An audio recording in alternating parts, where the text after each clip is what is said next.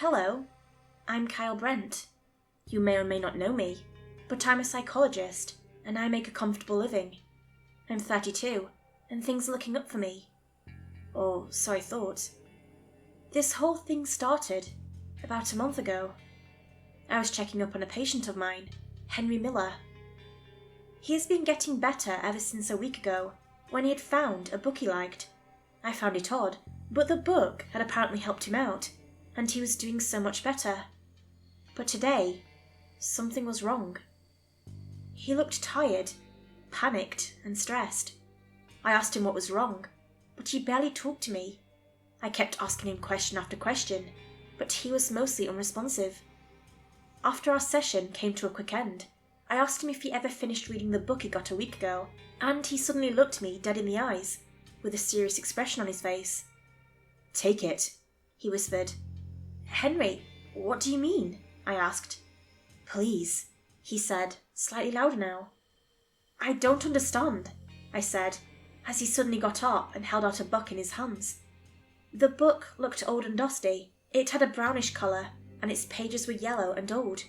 It looked like it had this large layer of dust coating it, but handprints were visible. "You want me to read the book?" I asked cautiously, pressing an emergency button on the wall that called down security. He saw what I did and lunged at me, knocking me to the floor and sending the book under the desk. I quickly moved my hands to defend my face as he clawed and scratched me, screaming at me. Security was able to get here before anything escalated, and they detained Henry and dragged him away. Janitors arrived and cleaned up the situation a couple of minutes later, and I was laid off from work for the day. On my way out, a friend of mine who was a janitor, Michael Barrell, came up to me, holding a familiar book. Michael was a tall and bulky guy who was around 6 feet tall and had short, scruffy black hair and green eyes. He wore his janitor uniform and had a faint beard. "Yo, Kyle, I found this book under your desk. Is it yours?" he asked in a light-hearted tone that was noticeably deep. Yeah, I said, and took the book out of his hands. I knew the book wasn't mine, but Henry's voice was ringing in my ears. Maybe the book had something to do with why he was acting so strange. Me and Michael parted ways, and I quickly made my way home after parking my truck in the garage. As I entered my house, I quickly closed the front door and made my way to the living room to check out this strange book. I immediately went to open it when I realized that it had a lock, keeping me from opening its contents. Swearing to myself, I made my way back to the building I worked at, only to realize that it was closed. Everyone had gone home early. I banged on the front door, hoping someone would come and let me in, but nobody answered me. Sighing, I made my way to the back and used a spare key I had and entered the building. If I was caught sneaking in, I would most likely get fired, but I knew what I was doing. Keeping the book tightly held by my waist, I made my way through the building, looking for my office. It would be much easier if it wasn't so damn dark, but as I continued looking around, I managed to find my office. I made my way inside and started looking around my office, looking around near my desk and where the scuffle between me and Henry happened. Everything looked clean and completely normal, as if it never happened. Panicking, I realized that one of the janitors probably had the key. I immediately left my office and rushed back home, retreating to think of another plan. After making my way back into the living room, I sighed and examined the book again. It didn't look any different, but the keyhole seemed to resemble an odd shape, making it clear that the actual key would be much different than a normal-looking one. I entered my bedroom and sighed, quickly turning off the lights and closing my eyes, a plan clear in my mind. The next morning, everything played out normally, and I got to work a bit early to talk with some of the janitors. Oddly, Michael wasn't here today, but I brushed it off, as he had many sick days that he could use whenever he felt like. For the rest of the week, Michael was absent, and I still couldn't find the key. I was clearly getting suspicious of Michael, so I decided to visit him at the end of my work shift. After getting into my car, I made my way to Michael's house. You might be asking how I know where he is. The answer is simple. His birthday was 3 months ago, and I still remembered his address. I approached his house, but something was immediately off. The house looked abandoned, desolate and barren. I quickly made my way inside and looked around.